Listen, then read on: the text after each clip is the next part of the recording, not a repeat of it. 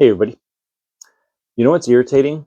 When you're driving home from work and all of a sudden traffic is, you see it and you're coming up on standstill traffic, you drive into it, you slow down. Sometimes you stop or you're going like 5 miles an hour.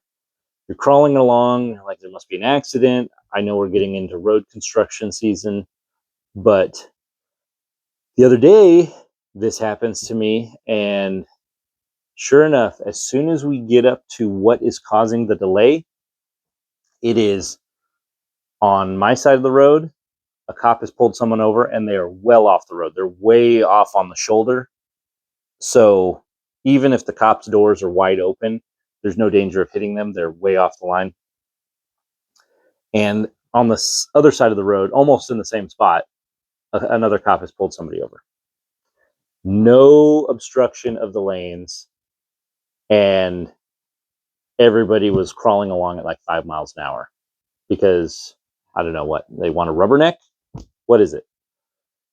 If there's no obstruction in the road, just carry on. What are you doing? Why you got to make us drive 5 miles an hour on the highway? Anybody else have that? What do you guys think? Talk to you later.